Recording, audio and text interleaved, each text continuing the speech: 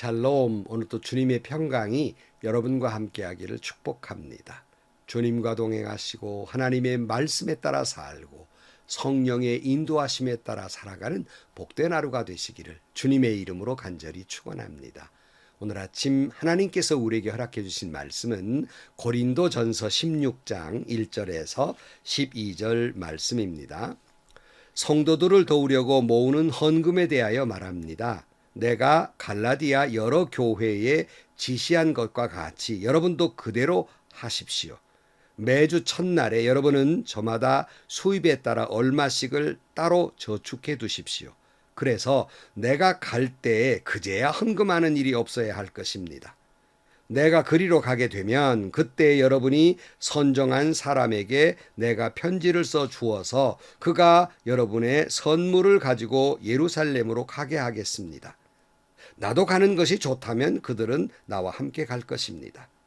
나는 마게도니아를 거쳐서 여러분에게로 가겠습니다. 내가 마게도니아를 지나서 여러분에게로 가면 얼마 동안은 함께 지낼 것이고 어쩌면 겨울을 나게 될지도 모르겠습니다. 그 다음에 여러분은 내가 가려는 곳으로 나를 보내주시기 바랍니다. 지금 나는 지나가는 길에 잠깐 들러서 여러분을 만나보려는 것은 아닙니다. 주님께서 허락해 주시면 얼마 동안 여러분과 함께 머무르고 싶습니다. 그러나 오순절까지는 에베소에 머물러 있겠습니다. 나에게 큰 문이 활짝 열려서 일을 많이 할 수 있는 기회가 왔습니다. 그러나 방해하는 사람도 많이 있습니다. 디모데가 그리로 가거든 아무 두려움 없이 여러분과 함께 지낼 수 있도록 보살펴 주십시오. 그도 나와 마찬가지로 주님의 일을 하는 사람입니다. 그러므로 아무도 그를 업신여겨서는 안 됩니다. 그리고 그가 내게로 돌아올 때에 그를 평안한 마음을 지내게 해서 보내주십시오. 나는 형제들과 함께 그를 기다리고 있습니다. 형제 아볼로에 대하여 말하겠습니다. 내가 그에게 다른 형제들과 함께 여러분에게 가라고 여러 번 권하였지만 그는 지금 갈 마음이 전혀 없습니다. 그러나 적절한 때가 오면 갈 것입니다. 아멘. 자, 우리는 고린도전서의 마지막 장 16장에 다다랐습니다. 이제 고린도 교회를 향한 마지막 권면의 말씀을 하고 있습니다. 이 마지막이라고 하는 것 결론 중에 결론이고 대단히 중요한 말씀이 아니겠습니까? 그 중에 앞부분은 이렇게 첫 번째로는 기근을 만난 예루살렘 교회를 위해서 헌금을 요청하고 있습니다. 사도 바울은 이 헌금을 성도들을 도우려고 모으는 헌금이라고 표현하고도 있고 또 3절에는 여러분의 선물이라고 표현하고도 있어요. 그런 것으로 보아서 여기서 말하는 헌금은 바로 목적 헌금 또는 구제 헌금과도 같은 것입니다. 왜냐하면 당시에 예루살렘에 기근이 만나져서 기근을 만난 예루살렘 교회와 성도들을 위해서 이제 돕기 위한 헌금을 요청하고 있는 겁니다. 여러분, 모든 헌금이 귀한 것이지만 정말 교회를 위해서 그리고 또 구제를 위해 하는 헌금은 복되고 복된 헌금이라 할 수 있겠습니다. 제가 참 목회에 여러 가지 영향을 받으신 존경하는 목사님들이 여러분 계시는데 그 중에 한 분이 하용조 목사님이십니다. 하용조 목사님께서 목회자들을 위해서 여러 번 세미나를 개최했는데 제가 종종 그 세미나에 참여하고 있었습니다. 그런데 그 목사님의 말 한마디가 제 가슴에 와서 꽉 박혔어요. 그것은 하용조 목사님의 목회관 가운데에서 교회가 교회를 섬겨야 합니다 하는 말씀이었습니다. 저는 많은 세미나에 많은 분들의 참 귀한 말씀 드렸지만 이런 표현의 말씀은 참 처음 들었습니다. 그러니까 물론 어려운 교회 선교 보내는 일들 또 어려운 사람들 구제하는 것들 이거 다 흔히 하는 말씀이지만 표현상 교회가 교회를 섬겨야 합니다라는 말은 제게는 참으로 충격적이었습니다. 그러니까 선교 헌금을 드린다고 가난하고 어려운 농촌교회 돕는다고 마치 큰 교회가 인심이나 쓰고 선심이나 쓰듯이 그런 태도로 이런 보고서 내라 저런 보고서 내라 하면서 보고서 쓰게 하면서 선교 헌금 보내고 선교사에게 보내면서 그렇게 하는 것이 아니라 섬기는 마음으로 교회가 교회를 섬겨야 한다는 것입니다. 저는 참 이런 말씀을 그래서 제가 섬기는 교회에서 아주 자주 하게 됐습니다. 또 이 일을 구체적으로 교회가 섬겨야 합니다라고 말하면서 교회의 장로님을 시골교회로 파송해서 섬기는 일을 하고자 했을 때 참으로 제가 존경하는 장로님이 그 뜻이 하나님 말씀에 합하다라고 생각을 하셔서 본교회를 잠시 떠나서 무려 4년간이나 집에서 무려 40분 이상을 가는 그 농촌교회 어려운 교회 가셔서 섬겨주셨습니다. 주일 예배 시간이 되면 각 집집마다 다니면서 노인 어른들을 교회로 모셔오고 또 교회에 또 교회학교가 없음으로 말미암아서 또 교회학교 아이들을 위해서 또 그들을 가르치고 또 그 교회를 위해서 헌금도 열심히 하면서 무려 4년 동안 3년만 하기로 했는데 한 해를 할 수 없이 더 해가지고 4년 동안 섬기는 일을 했습니다. 얼마나 감사하는 일인지 모릅니다. 또 농촌교회의 주일학교를 살리기 위해서 저희 교회의 베테랑 교사들을 일부러 뽑아서 농촌교회로 보내서 전도해가지고 주일학교를 큰 예산이 참 많이 들었습니다. 많은 예산을 통해서 주일학교를 몇몇 교회를 살려내는 일도 하게 됐습니다. 물론 반대하는 분들도 당연히 있었죠. 아니 장로가 교회에 할 일도 많고 장로님 모자라 가지고 난리인데 어디를 가시냐고 불평하시는 분들도 있습니다. 당신만 그렇게 그 착한 일 하느냐고, 교회가 복잡하니까 도망가는 거 아니냐고 별 말들을 많이 했습니다. 그러나 참 그 일을 감당해 주셨습니다. 주일학교도 마찬가지죠. 각 교회마다 주일학교 선생님 하나가 얼마나 큽니까? 그런데 7, 8명을 파송해야 되니까 어려운 일이었지만 교회 학교는 어떻게 하고 다 보냅니까? 이런 불평도 했지만 그러나 이 일을 감당할 수가 있었고 저는 40년 목회하는 가운데 감사한 일이 많지만 그 중에 하나가 바로 교회가 교회를 섬기는 일이었고 이제 은퇴한 이 마당에 가만히 되돌아보면 그 일에 동참해 주신 장로님과 그 일에 동참한 많은 교회학교 교사 선생님들에게 늘 고마운 마음으로 늘 기도해 오고 있는 것이 사실입니다.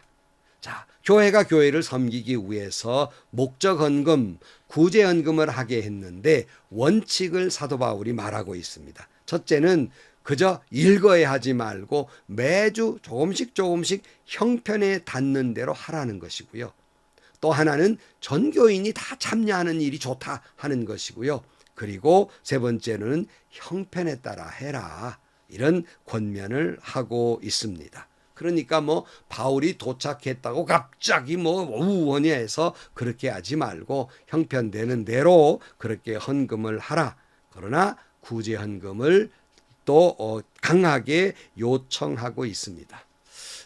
헌금 강요하는 목사, 교인들에게 인기 없죠.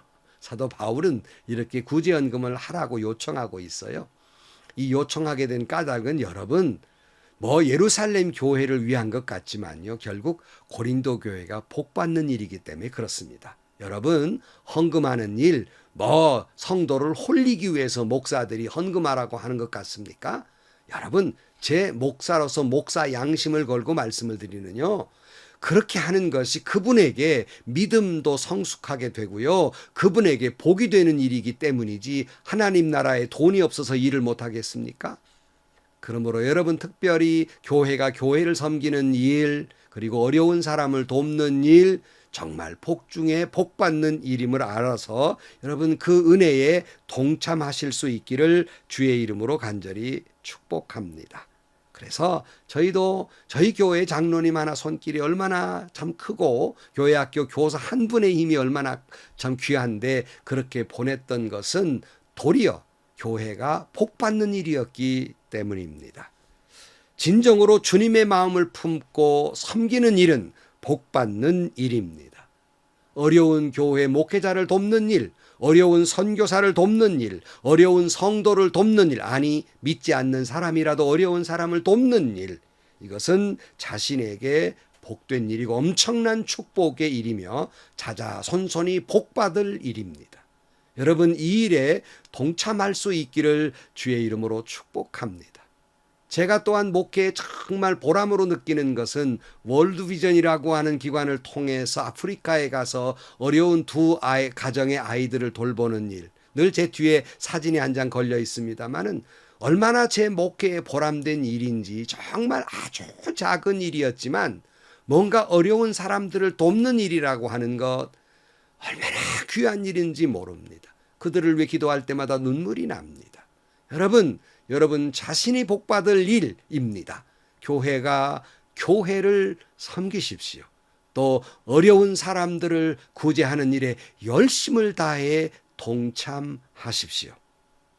그 다음에 보면 마태복음 10장 41절 말씀에 그런 자의 축복 가운데 이런 말씀이 있어요.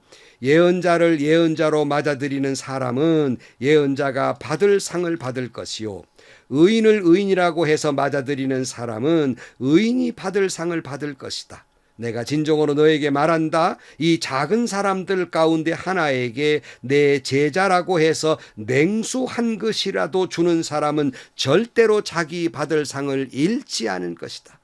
예수님의 제자라고, 주의 종이라고 냉수 한 그릇만 대접해도 자기 상을 잃지 않는다, 이렇게 말씀하고 있습니다. 제가 참 존경하는 장로님도 여러분 계시는데, 장로님 가운데 한 분은, 그분은 이제 구두를 이렇게 만드시는 일을 하고 계셨습니다. 그러니까 제가 부목사로 있던 교회의 장로님이신데요, 선교사님이 방문하면 꼭 선교사님을 모셔다가 꼭 구두를 맞춰드렸어요.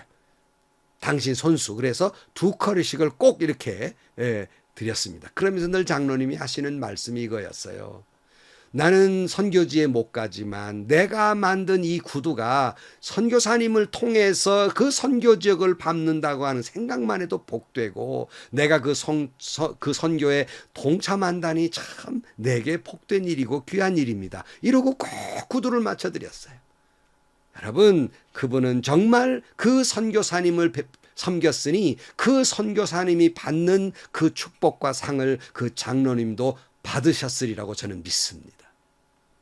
다음 말씀에 보면 사도 바울은 자신이 고린도 교회에 가고 싶은 마음이 있었어요. 그러나 스쳐 지나가는 방문이 아니라 오랫동안 머물러고 싶은 그처럼 고린도 교회를 사랑했던 겁니다. 5절에 보면 나는 마게도니아를 거쳐서 여러분에게 가겠습니다. 내가 마게도니아를 지나서 여러분에게로 가면 얼마 동안은 함께 지낼 것이고 어쩌면 겨울을 나게 될지도 모르겠습니다. 그런 다음에 여러분은 내가 가려는 곳으로 나를 보내주시기를 바랍니다. 지금 나는 지나가는 길에 잠깐 들러서 여러분을 만나보려는 것이 아닙니다. 주님께서 허락해 주시면 얼마 동안 여러분과 함께 머무르고 싶습니다. 그랬어요. 그러니까 정말 고린도 교회 빨리 가고 싶은데 에베소 교회도 여러 가지 복음을 전하는 일들이, 많은 일들이 남아있기 때문에 이 일 때문에 못 간다는 거예요. 뭐 그렇다고 해서 에베소 교회나 사도 바울이 복음을 전하는 선교 지역에 쌍수를 들고 환영하고 그를 귀히 대접하는 곳이 아니라 오히려 어렵고 힘들게 하는 방해꾼들도 참 많았습니다. 그러나 바울의 마음에는 온전히 자기의 편안함보다는, 인기보다는 복음을 전하는 일이 우선이었어요. 그래서 8절 말씀에 그러나 오순절까지는 에베소에 머물러 있겠습니다. 나에게 큰 문이 활짝 열려서 이 일을 많이 할 수 있는 기회가 왔습니다. 그러나 방해하는 사람도 많이 있습니다. 보고 싶은 사람, 만나고 싶은 사람, 자신이 세운 고린도 교회에 가면 얼마나 환영하고 얼마나 따뜻하게 품어주며 얼마나 보람된 일이 많았겠습니까? 하지만 그는 자기의 편안함과 유익보다는 하나님의 뜻에 따라 순종하면서 무엇이 더 하나님이 기뻐하실 일일까? 에베소 교회에 복음을 전하고 주변에 그 복음 전한 기회가 마침 왔는데 나 하나 사람 편하자고 그걸 놓고 갈 수는 없다는 것이지요. 그래서 그 어려운 선교의 길을 또 계속 가게 되었던 것입니다. 여러분, 이것이 오늘 우리 성도들이 따라야 할 것입니다. 내가 어떻게 할까 할 때마다 우리의 원칙은 나의 유익보다는 하나님이 기뻐하시는 일일까가 우선이어야 합니다. 모든 사람은 자기에게 신앙적 원칙이 있고 어떤 가치관이 있어요. 다 있지요. 그러나 그 가치관이나 자신의 신앙적 원칙보다는 이것을 하나님이 기뻐하시느냐예요. 이것이 더 앞선 일입니다. 고린도에 가고 싶지만 어렵고 힘든 일이 있는 복음 전하는 일이 우선이었고, 바로 그런 까닭에 먼저 젊은 사역자 디모데를 고린도 교회에 보낸 거예요.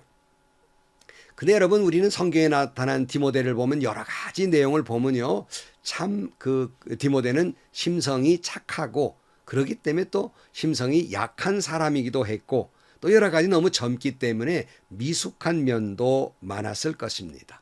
아니, 바울이 오기를 지금 기다리는데 어디 어리띠 어린 디모데가 갔으니 얼마나 고린도 교회가 못마땅했겠습니까? 그간 특별히 사도 바울이 디모데를 잘 부탁한다고 편지에 쓰고 있어요. 10절에 보면 디모데가 그리로 가거든 아무 두려움 없이 여러분과 함께 지낼 수 있도록 보살펴 주십시오. 그도 나와 마찬가지로 주님의 일을 하는 사람입니다. 그러므로 아무도 그를 업신여겨서는 안 됩니다. 그리고 그가 내게로 돌아올 때 그를 평안한 마음을 지니게 해서 보내주십시오. 나는 형제들과 함께 그를 기다리고 있습니다. 그러니까 바울 자신이 파송한 디모데를 잘 부탁하고 있습니다. 뭐 불만이었겠죠. 그런 목회자를 보내다니 뭐 이런 불만이었겠지요. 그러나 바울이 파송해 준 목회자였어요. 그러니까 잘 부탁한다. 그도 목회자가 아니냐, 주의 일하는 사람이 아니냐 그랬어요. 여기서 여러분 성도 여러분들에게 당부드리고 싶은 말씀이 있습니다. 바울처럼. 그것은요, 어느 목사님이든, 아니 여러분이 섬기는 교회에 담임 목사님도 계시고 부목사님도 계시고 전임 선교사도 전도사도 계시고 교육 전도사님, 이제 신학교 막 들어가서 얼마 되지 않은 그런 분들도 있어서 어떤 때는 애기 같고 뭐 좀 현찮게 보이고 뭐 그럴 수도 있습니다. 그러나 여러분, 원칙이 하나 있어요. 아무리 그래도 그분들은 주님의 일을 하는 사람이라는 사실이에요. 이것은 변함이 없잖아요. 아무리 어려도, 혹 실력이 딸려도, 혹 설교를 잘 못해도, 혹 그 사람이 혹 뭐 성경 아는 지식이 주일학교 교사만 못한 전도사라도 주의 일을 하는 사람이에요. 그러므로 편안한 마음으로 목회할 수 있도록 섬겨드려야 할 것입니다. 여러분, 성도 여러분들에게 부탁하고 또 부탁해요. 모자랍니까? 부족합니까? 기도해 드리세요. 자, 사실 사도 바울은 디모데보다는 아볼로를 더 보내고 싶어 했습니다. 아볼로는 고린도 교회의 이 사도 바울의 후임자였습니다. 아볼로는 참 구약 성경을 해박한 성경 지식이 있었고요. 언변도 참 좋았고요. 그래서 설교도 잘했고 말씀을 연구하는 학자였습니다. 그간 얼마나 아볼로로 향해서 고린도 교회가 좋아했냐면 바울파, 아볼로파, 게바파 할 정도로 아볼로는 고린도 교회에 인기가 있었던 사람입니다. 어떻게 보면 사도 바울이 먼저 선임자인데 아볼로에게 경쟁심도 아마 인간이기 때문에 있을 수도 있지만 바울은 전혀 그런 마음이 없었어요. 주님이 원하시면 무엇을 어떻게 할 것인가, 교회, 고린도 교회에 무엇이 유익할 것인가, 이것만 생각했어요. 그러니까 아볼로를 보내야 되겠다, 이런 마음이 있었겠지요. 그런데 웬일입니까? 아볼로가 거절합니다. 12절 말씀, 형제 아볼로에 대하여 말하겠습니다. 내가 그에게 다른 형제들과 함께 여러분에게 가라고 여러 번 권하였지만 그는 지금 갈 마음이 전혀 없습니다. 그러나 적절한 때가 오면 갈 것입니다. 그랬어요. 아볼로가 거절한 거예요. 도대체 왜 아볼로는 인기도 있는데 거절했을까? 갈 마음이 없는 것이 아니라 지금 가는 것은 적절하지 않다고 생각을 한 거예요. 그래서 아까 말씀드린 대로 이렇게 파벌이 많은데 자기가 아무리 자기 인기만 생각하면, 내가 이렇게 인기가 있어서 내 파도 있다는데 가서 내가 한번 휘어잡아 보겠다, 이런 마음도 가질 수 있지만 아마 아볼로도 기도해 볼 때 이렇게 파벌이 있어서 싸움박질인데 내가 가면 나를 지지하는 사람들이야 좋겠지만 그렇지 않는 사람들은 얼마나 마음이 아플 것이며 이런 혼란 속에서 복음 중심이어야 되는데 이파 저파 파벌 중심이 될까 염려해서 그가 이것을 거절했던 것으로 보입니다. 그러니까 아볼로는 지금 내가 고린도 교회에 가는 것은 적절하지 않다 이렇게 생각했던 것 같습니다. 이 말씀을 듣는 목회자 여러분, 우리는 다 좋은 교회 가고 싶고 큰 교회 가고 싶어 합니다. 하지만 자기의 어떤 유익이나 인기보다는 내가 그 교회에 가는 것이 적절한 것일까? 나를 중심으로 생각하지 말고 그 교회를 위한 일일까를 먼저 생각하셔야 되고 이것이 주님이 원하시는 일일까를 먼저 생각하고 결정하십시오. 큰 교회가 나를 부른다고 후딱 가는 것이 아니고 작은 교회가 나를 부른다고 거절할 것이 아니라 정말 하나님이 내가 그 교회 가는 걸 기뻐하시는 것일까? 지금 내가 가는 것이 적절한 것일까?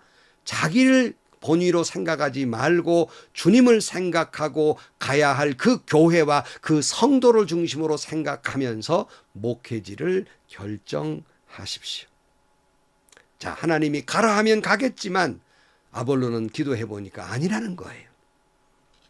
사도 바울도 아볼로도 가지 않으니까 미숙하지만 디모데를 보내게 된 것입니다. 자, 여러분, 사도 바울은 고린도 교회에 주님의 마음으로 섬김을 말씀하고 있습니다. 자, 고린도 교회에 파벌의 문제, 은사의 문제, 결혼의 문제, 예배, 아주 수많은 문제들이 많이 있었습니다. 이 모든 문제 해결의 해답, 중요한 것, 그것은 바로 복음 중심, 주님 중심으로 섬기면 이 모든 문제가 해결될 것입니다. 오늘 우리에게도 오늘 우리 모든 사회나 지구촌과 그리고 여러분이 섬기는 교회에도 문제없는 교회 없고 많은 문제가 있을 것입니다. 코로나 문제도 교회 문제도 가정의 문제도 이 모든 문제의 키워드는 바로 복음이고 예수 그리스도이며 십자가입니다. 그거면 모든 문제가 해결될 것입니다. 그거면 여러분의 가정도 살고 우리의 교회도 살고 우리나라도 이 지구촌도 살게 될 것입니다. 오직 복음 중심으로 여러분 모든 문제가 해결되기를 주의 이름으로 간절히 축원합니다. 기도하시겠습니다.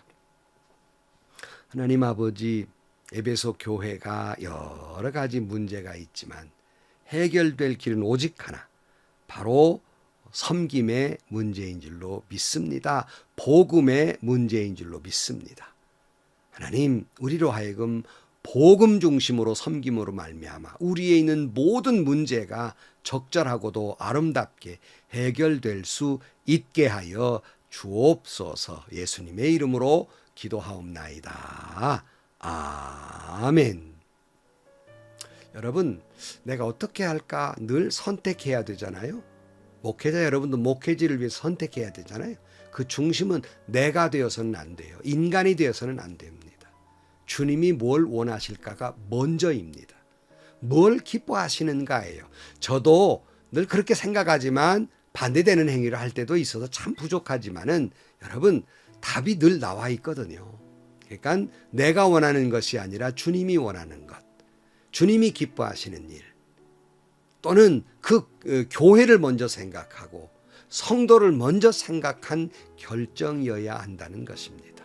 다시 말하면 복음 중심, 십자가 중심으로 모든 행동의 원칙이 될 때 우리 안에 있는 모든 문제는 해결되고 아름다운 공동체가 될 것입니다. 행복하시고요. 좋은 일이 가득한 하루가 되시기를 주님의 이름으로 간절히 축원합니다.